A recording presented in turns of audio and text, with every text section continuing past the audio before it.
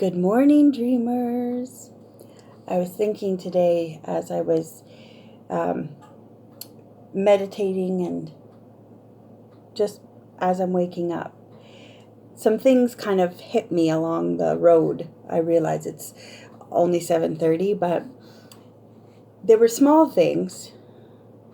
One was that I had turned my volume of my phone down because I was listening to a podcast going to sleep yesterday, and so the volume of the phone in the morning allowed me to oversleep. Still my fault, 100% of it, but that bothered me. Just 10 minutes, but it was something. And so then we got going and got moving, turning out the lights on my way to the kitchen because I don't have a dual light switch in the hall. So I walked down the hall in the dark to get to the kitchen because I don't want to have to go back because, it's such a big basement apartment that I live in. And one of my kitties had been sick. And so my socks needed to be changed and they needed to be picked up and I needed to check in on the kitties. Oh, which one was it? And are you okay now? They're okay now. They're eating breakfast and they're drinking their water. But then I went to pour myself my bottle of water and the jug is almost empty because one of my lovely teenagers didn't refill it. So it's boom, boom, boom, boom, boom. Little tiny things that eat away. And they take this feeling of hope and new day and woohoo, it's Tuesday. Not that I really wake up that way, but people think I wake up that way.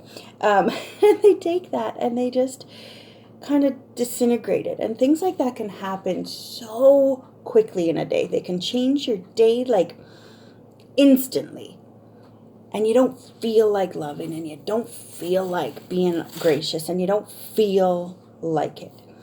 And that, as I was thinking about that, and I was looking at my meditation for today. Remember back in high school, you had something due, or even university, you had a paper that was due very soon. And you couldn't wait and sit there and, I wonder what's going to inspire me. What will be my muse? You couldn't wait for inspiration. You had to produce now because you had to submit it now or it would be late. Well, sometimes love and grace, you can't wait to be inspired for it. You have to just do it.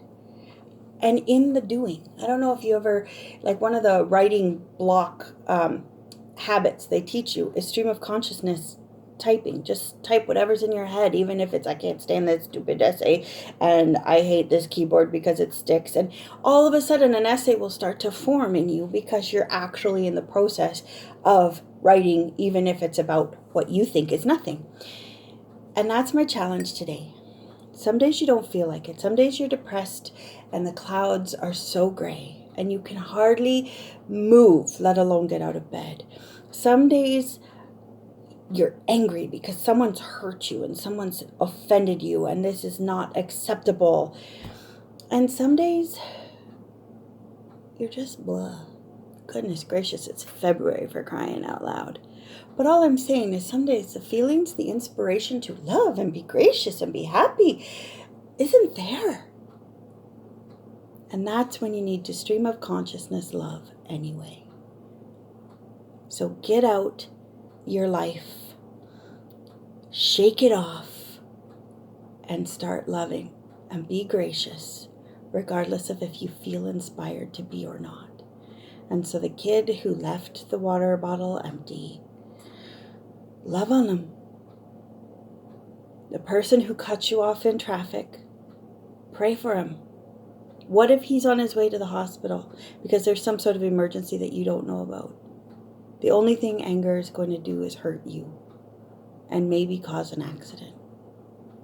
So love, whether you feel like it or not. Be gracious, whether you feel like it or not. And you'll find in the doing, the becoming. Sweet dreams.